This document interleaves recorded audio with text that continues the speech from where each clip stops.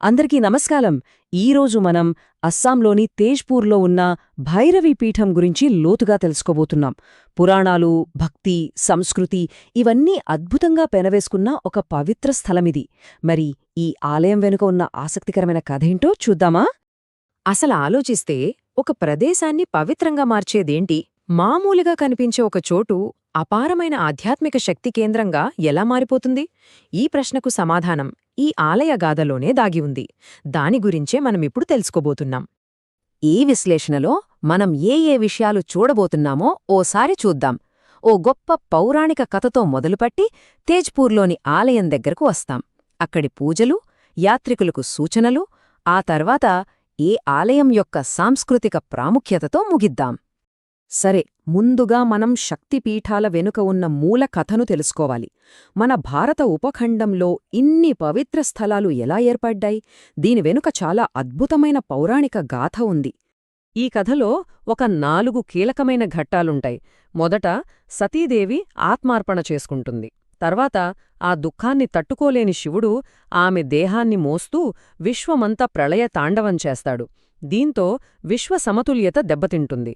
అప్పుడు విష్ణుమూర్తి తన సుదర్శన చక్రంతో ఆమె శరీరాన్ని ఖండిస్తాడు. ఆ శరీర భాగాలు భూమిపై ఎక్కడెక్కడైతే పడ్డాయో ఆ ప్రదేశాలన్నీ శక్తిపీఠాలుగా వెలిశాయి. అంటే అవి దివ్యశక్తి కేంద్రాలుగా మారిపోయాయన్మాట. సో, శక్తిపీఠం అంటే ఏంటి? చాలా సింపుల్గా చెప్పాలంటే, సతీదేవి శరీర భాగాలు పడిన చోట వెలిసిన శక్తి స్వరూపిణి అయిన అమ్మవారి పవిత్ర నిలయం. ప్రతి పీఠం కూడా ఒక పవర్ఫుల్ స్పిరిచువల్ సెంటర్. ఓకే, ఇప్పుడు ఆ విశ్వవ్యాప్త పురాణం నుండి నేరుగా మనం అస్సాంలోని తేజ్పూర్ దగ్గరున్న భైరవి పీఠానికి వద్దాం. ఆ పురాణగాథ ఇక్కడున్న ఒక పవిత్రమైన కొండపై ఎలా సజీవంగా నిలిచిందో చూద్దాం. ఇక్కడో ఆసక్తికరమైన విషయం ఉంది. ఈ ప్రదేశంలో సతీదేవి ఏ శరీరభాగం పడింది అనే దానిపై స్థానికంగా 2 కథనాలు ప్రచారంలో ఉన్నాయి. కొన్ని కథనాల ప్రకారం ఇక్కడ అమ్మవారి ఎడమ పాదం పడిందట. మరికొన్ని కథనాల ప్రకారం ఒక దంతం పడటం వల్లే ఈ కొండ పవిత్రమైందని నమ్ముతారు. ఈ ఆలయం ప్రధానంగా భైరవి అమ్మవారికి అంకితం చేయబడింది. అయితే ఆమె భర్త అయిన భైరవుదికి కూడా ఇక్కడ ఒక ఆలయం ఉంది. ఇది శివశక్తి అనే విడదీయరాని తత్వాన్ని సూచిస్తుంది. అంటే పురుష మరియు ప్రకృతి శక్తుల ఐక్యతకు ఇది ప్రతీక అన్నమాట. ఇక్కడ భైరవి అమ్మవారి రూపం చూడ్డానికి రౌద్రంగా ఉన్నా భక్తులకు రక్షణనిచ్చే మాతృమూర్తి. విశేషమేంటంటే ఇక్కడ అమ్మవారు ఒక విగ్రహ రూపంలో కాకుండా స్వయంభూ శిలగా పూజలందుకుంటోంది. ఈ శిలను ఎర్రటి సింధూరంతో, పూలతో అలంకరించి అస్సాం సంప్రదాయ పట్టువస్త్రమైన మేఖేలా చాదోర్తో కప్పుతారు. సరే, ఇప్పుడు ఈ ఆలయంలోని పూజా విధానాలు, పండుగలు, భక్తుల విశ్వాసాల గురించి తెలుసుకుందాం. ఇవన్నీ ఈ ఆలయానికి ఎలా ప్రాణం పోస్తున్నాయో చూద్దాం. ఇక్కడ ప్రతిరోజూ షోడశోపచార పూజలు జరుగుతాయి. అంటే 16 రకాల సేవలతో చేసే ఒక ప్రత్యేకమైన పూజ. ముఖ్యంగా అమావాస్య రోజుల్లో తాంత్రిక సంప్రదాయం ఇక్కడ చాలా బలంగా కనిపిస్తుంది. భక్తులు సాధారణంగా బిల్వపత్రాలు, ఎర్ర మందాల పువ్వులు, కొబ్బరికాయలు సమర్పిస్తారు. తమ కోరికలు నెరవేరాలని ప్రార్థిస్తూ దారాలు కట్టడం, మట్టి దీపాలు వెలిగించడం లాంటివి ఇక్కడ తరచూ చూస్తుంటాం. ఇక పండుగల విషయానికొస్తే ఈ ఆలయం ఎప్పుడూ సందడిగానే ఉంటుంది. శరత్, చైత్రమాసాల్లో నవరాత్రులు 9 రోజులపాటు పూజలు, హోమాలతో ఘనంగా జరుగుతాయి.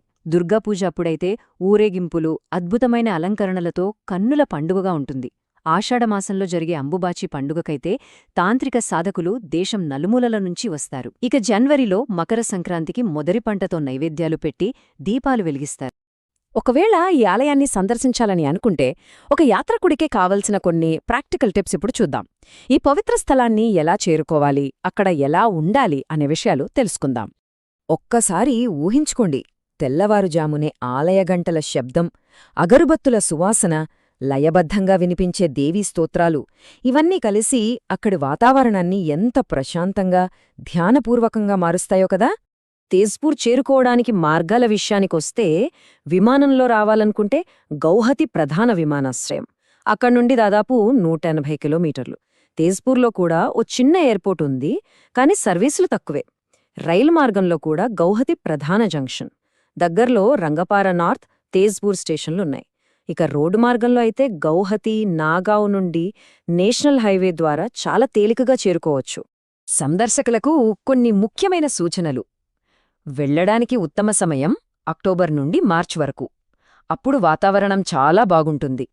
ఆలయం ఉదయం నుండి మధ్యాహ్నం వరకు, మళ్లీ సాయంత్రం హారతి కోసం తెరిచి ఉంటుంది.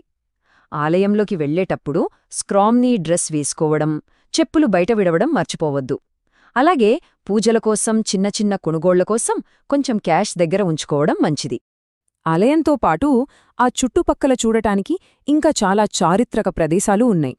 ఉదాహరణకు అగ్నిగఢ్ కొండ, మహాభైరబ్ శివాలయం, గుప్తుల కాలం నాటి వాస్తుశిల్పంతో ద పర్బతియా, పురాతన ఆలయ శిథిలాలున్న బమునీ హిల్స్, ఇవన్నీ ఈ ప్రాంతం యొక్క గొప్ప వారసత్వానికి నిదర్శనాలు. చివరగా ఈ ఆలయం కేవలం ఒక పూజాస్థలం మాత్రమే కాదు, అస్సాం సంస్కృతిలో ఒక ముఖ్యమైన భాగం. దాని సాంస్కృతిక ప్రాముఖ్యత ఏంటో ఇప్పుడు చూద్దాం. ఇక్కడి భైరవీ ఆరాధన అనేది అస్సాంలోని నదీతీర జీవనం, వాళ్ల వ్యవసాయ పద్ధతులు, దేవీ ఆరాధనతో లోతుగా పినవేసుకుపోయింది. ఇది స్థానిక జానపద కళలకు, పాటలకు, చేతివృత్తులకు ప్రాణం పూస్తూ ఒక పెద్ద సాంస్కృతిక కేంద్రంగా నిలుస్తోంది. స్థానిక ప్రజల విశ్వాసం కొన్ని అద్భుతమైన కథల రూపంలో కనిపిస్తుంది. అమ్మవారి దయవల్ల జబ్బులు నయమవటం, అనుకోని ఆపదల నుండి రక్షణ లభించడం, ఆలయంలో మొక్కుకున్న మొక్కులు నెరవేరటం, ఇలాంటి ఎన్నో కథలు ప్రచారంలో ఉన్నాయి. ఇవే భక్తులలో విశ్వాసాన్ని సజీవంగా ఉంచుతాయి. ఈ విశ్లేషణను ఒక యాత్రికుడి మాటలతో ముగిద్దామా? మీ ప్రార్థనలతో పాటు మీలోని ఉత్సుకతను కూడా తీసుకురండి. ఎందుకంటే ఈ ఆలయం భక్తిని ఎంతగా గౌరవిస్తుందో, ప్రశాంతమైన, నిదానమైన పరిశీలనను కూడా అంతే గౌరవిస్తుంది. ఈ మాటలు ఈ స్థలం యొక్క అసలైన అనుభూతిని మనకు తెలియచేస్తున్నాయి.